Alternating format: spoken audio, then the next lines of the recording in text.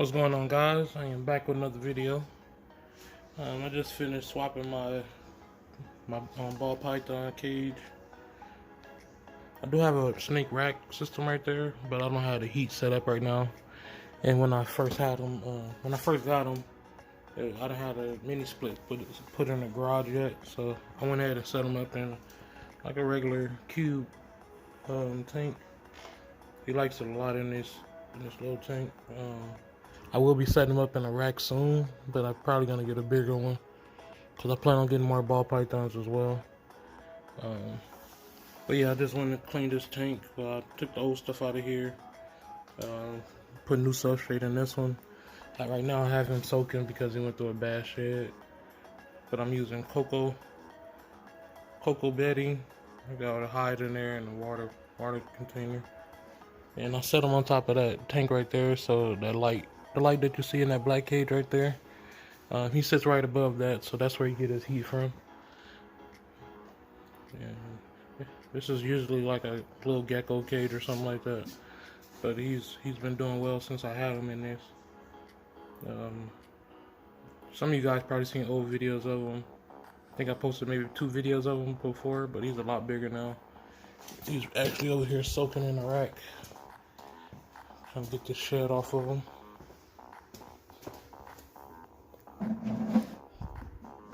It's actually coming off now.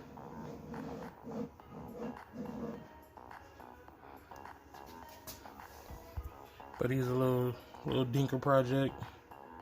If you're unfamiliar with the term, it's like something unusual about him, but it's not an actual proven morph. So they call him dinker. But I'm letting him soak in here, get that shed off of him, and I'm gonna put him in this clean enclosure. I'll probably feed him tomorrow.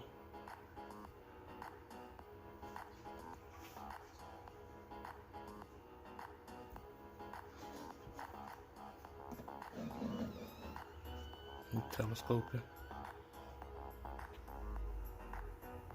He still got some shed on his head. Turn his flash on. But most of it's coming off. I just had him in there for maybe less than 10 minutes. It's already coming off. But I'll show you guys once I take him out of here what's so different about him.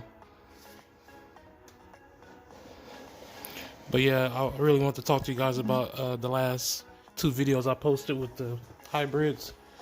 I found that pretty fun doing. A lot of people guessed. Nobody guessed it 100%. Of course, some people was gonna get some right, but the reason for that video was to show that if you didn't know that some of them was hybrid, you would never guess.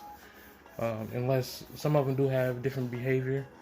Like they're more shy. Like number 5 in the video yesterday, she's pretty shy. But number, I think it's 3 and 6, neither one of them are shy. So all of them temperament is not the same. All of them are not doesn't look exactly the same. Just like with the regular pagonas, you have some body differences and bodies that are same within the same genus. So yeah, just wanted to do that. I thought it was pretty fun. A little quick trivia to see if you guys can guess on the differences. But I want to show you guys something.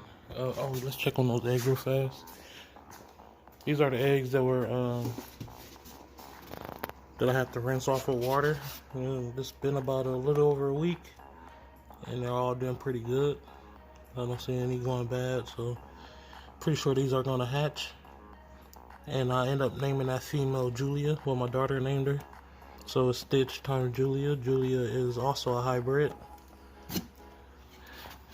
So this is gonna be my first hybrid to hybrid breeding, and there's possible heads and stuff in there as well. Possible head whip, possible head 0, and hypotrans as well. So hopefully we hit on a 4 gene, the hypotrans whiplet 0. That's a high percentage hybrid.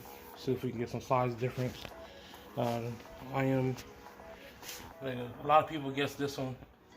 Right here was a hybrid. I think it's because of the size of her spikes, but you can't judge just by that. I also got some baby Baker rye, which is this guy's brother babies that I bred. That me and my buddy did a co-breeding with. His brother bred to my buddy's female, and those babies were born maybe 3 weeks ago now. I'm gonna be picking those guys up soon. I will have them at the show. 6 of them should be about 5 or 6 of them will be available at the show.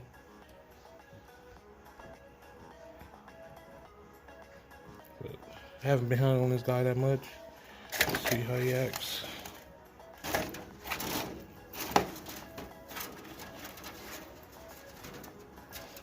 I always come from underneath him so he won't feel like I'm pinning him or anything.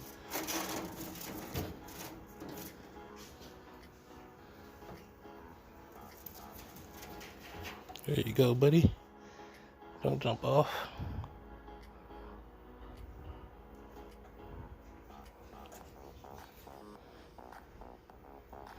Once I get him, he's pretty chill most of the time.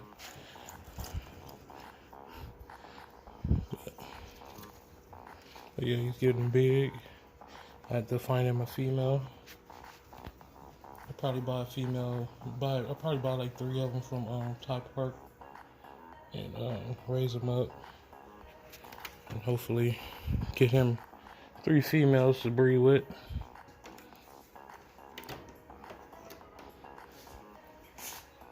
Yeah. That's the top view of that snake cage.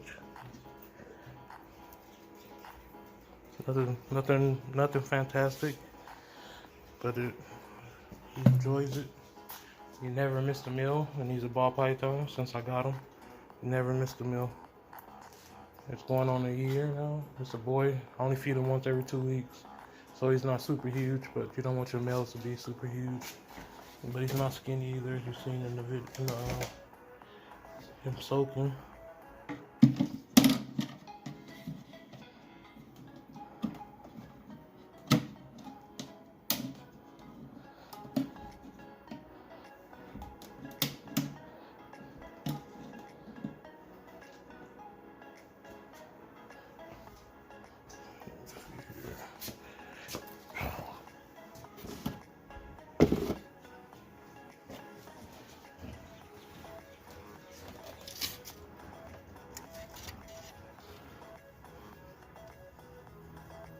Oh, the translucent zero. This is a hybrid, you guys. Can you tell? Not by the nose. Not by the spikes. Not by the body. Just look like a regular pidiceps to me. And this is my whole bag. I posted him on my Instagram a couple of times, and every time I do, he gets a lot of love. He's going in the shed right now, but this guy's gonna be extremely nice. Still trying to figure out what type of female I'm gonna breed him to. I think I'm gonna get a normal scale genetic stripe. I want to do genetic stripe to genetic stripe to genetic stripe to see if I can do Thunderbolt. So I'll probably get a quad head genetic stripe female. And when I say quad head, I mean heifer, hypo, trans, wiblet, and zero. He's a visible trans, so that pairing would definitely make trans. He's 100% head hypo, so they make hypo trans for sure. Some of them want to be leatherback. They all should be genetic stripe or mostly genetic stripe. It would be similar like doing leatherback to leatherback. Leatherback makes super leatherbacks, which are silkbacks. And I think that breeding should do similar. You can also get from a leatherback to a leatherback normal scale as well. It's a low percentage, just as like the silkback. You get the same percentage of silkback as you will normal scale. Theoretically. But this is a nice normal scale genetic stripe as well. Kind of look like a Thunderbolt, in my opinion. especially the head markings.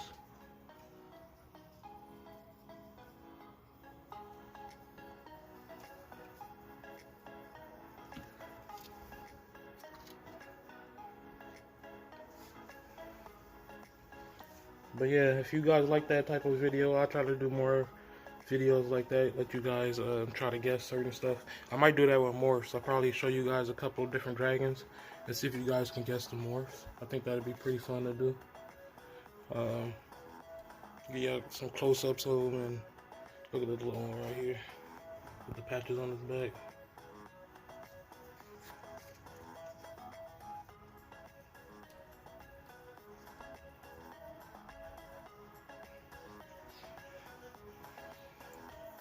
But yeah, what do you guys think of me doing that? I've been teaching you guys, or trying to teach you guys different morphs and stuff like that. I'm trying to go into detail. I think it'll be fun for me to kind of like quiz you guys and see how much you guys have been taking in, and use the opportunity to teach some more if you guys don't get it right.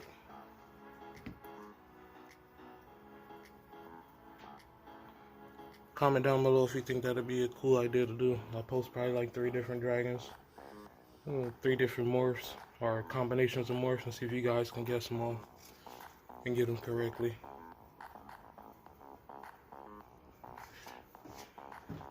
But alright guys, I'm going to end the video here. Didn't have much to do in here today, just came here to feed. Sorry for calling me up phone. Yeah, I just came here to feed pretty much.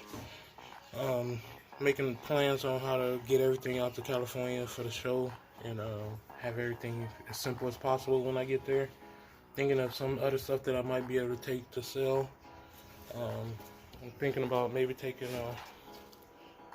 ornate uromatics. I purchased 4 from my buddy, so they're all from the same blood.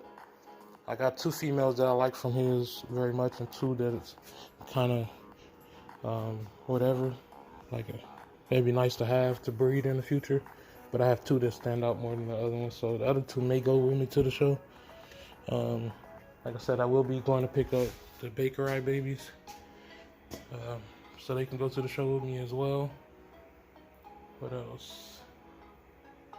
I'm taking the oscillator uromatics for sure. I have, I think, 8 left. 3 of them supposed to be getting shipped this week, but it is a hurricane that's going on. These guys messing up their cage faster and faster the bigger they get, but they looking good. I might take a couple of these vision cages to the show. Some of them got a little bit of damage to them, some don't. So I'll probably take the ones that are more like new, depending on how much space I have in the van. But the Lacertas are going. I think I should have maybe 10 melanistic. I'm taking the Pac-Man frogs. I got both green and albino samurai. This is the smaller group of oscillator uromatics. These will not be going with me. That's the mother. That's the mother to the first group. See how big she is. This is the father right here, hiding. My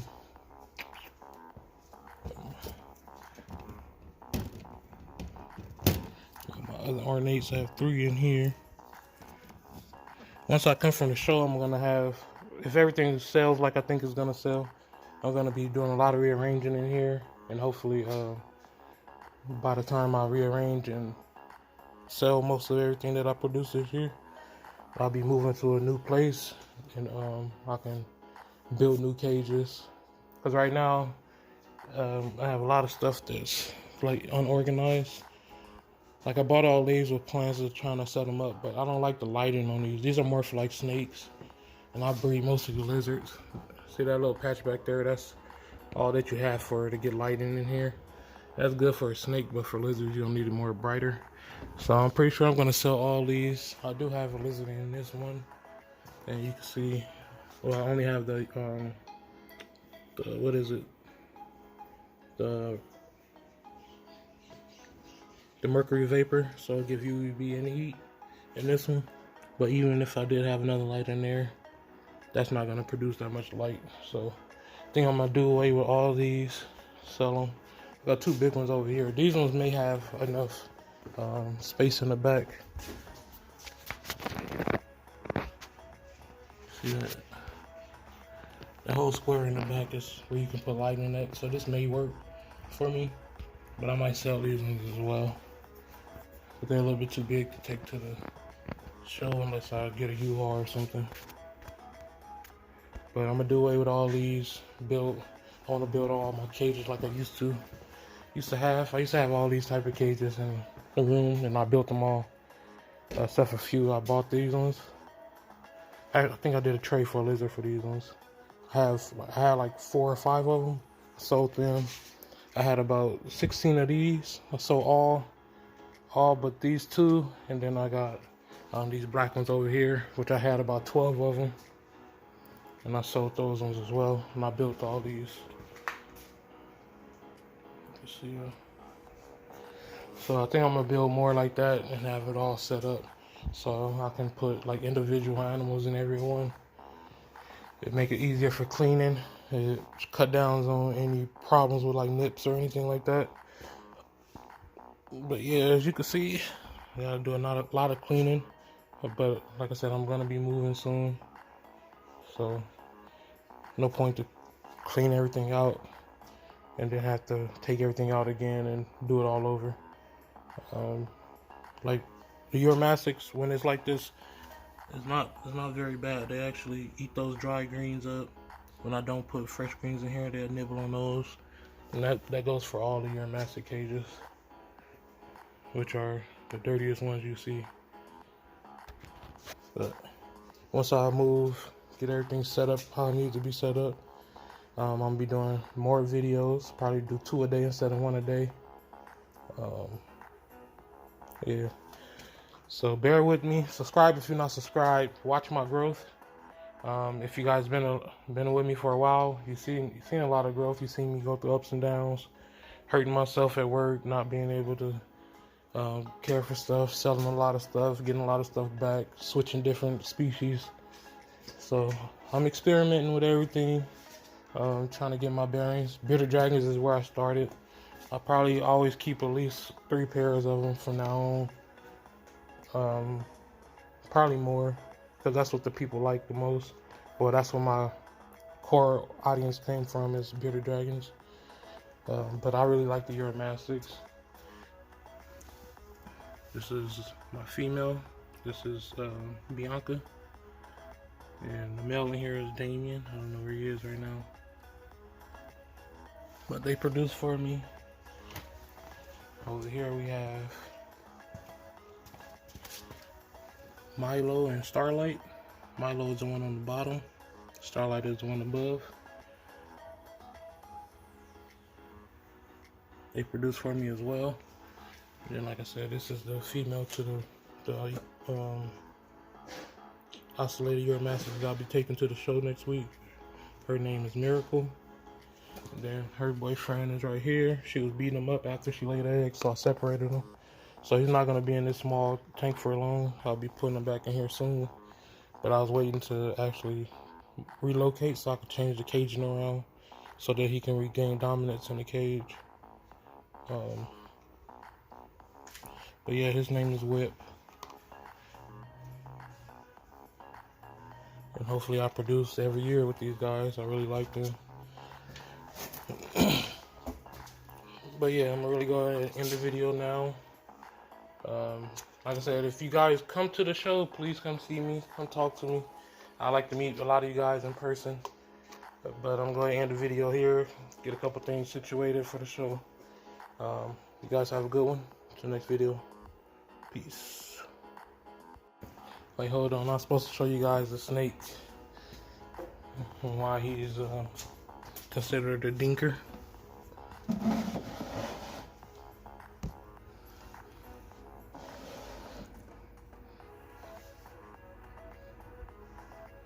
He's in a striking position now. see if I can do this without getting bit.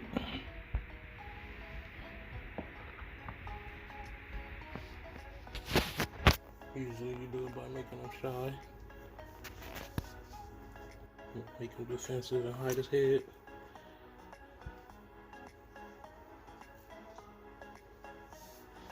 Still stuck on his back. There you go.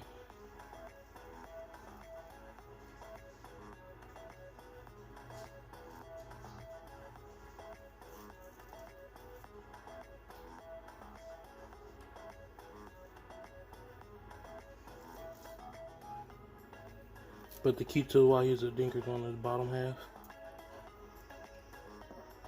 And he almost, the older he get, the lighter his color get as well. Turn the flashlight on. It's more like fire, the color of fire than a normal. But it's his belly. Just see them tracks. And I'm gonna breed him to a pie first, because pies have trackers like that as well, but these tracks are extreme. So I don't know if he's like a wild het for pied or what, but he's definitely got some tracks going on. And if it does prove out, I'm gonna call him a drip, because on the side it looks like wet paint coming down. You see it.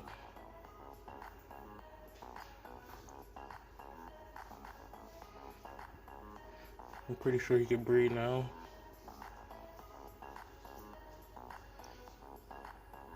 I just got him out, getting this dry skin off of him, so he can be comfortable in his new clean enclosure.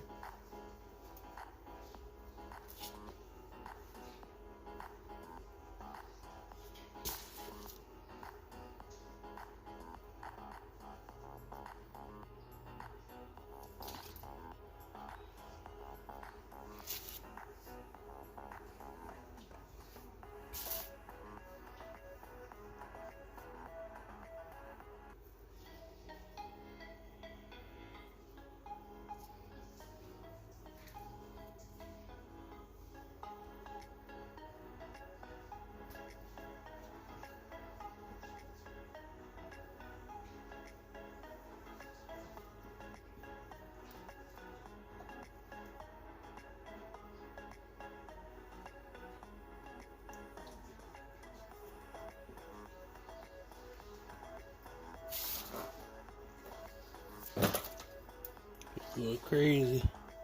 He going crazy.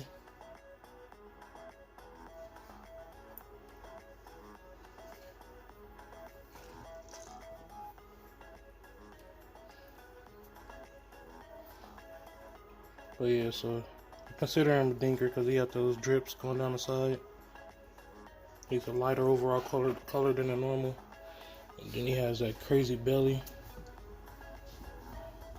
I'm not trying to get bit.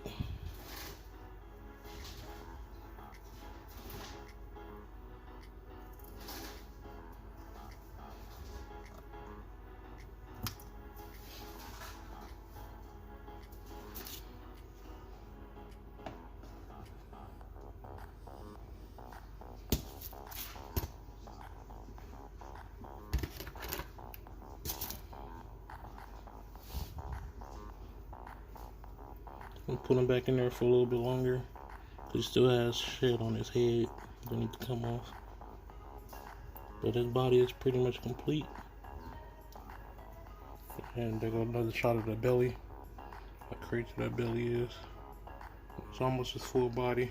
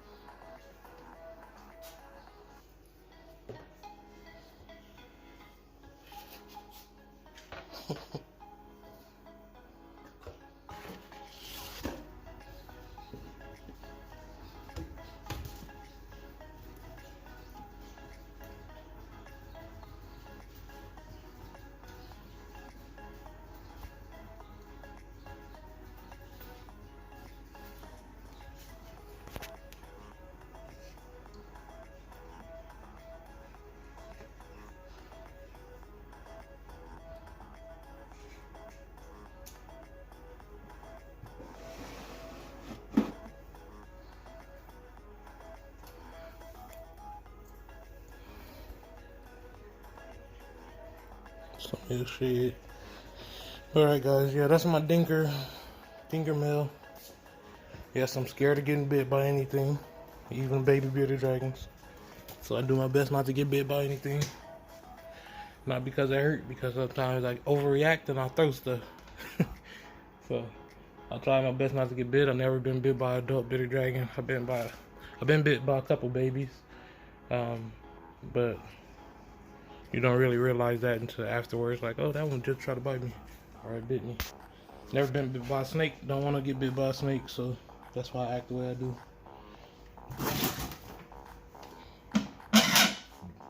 But yeah, I'm gonna go ahead and end the video here. Just gotta get this guy back in here after I let him soak for a little bit longer. And look forward to those videos. Me doing pretty much quizzing you guys on the morphs. See if you guys can tell me what is what. Alright guys, I'm out for sure this time. Have a good one.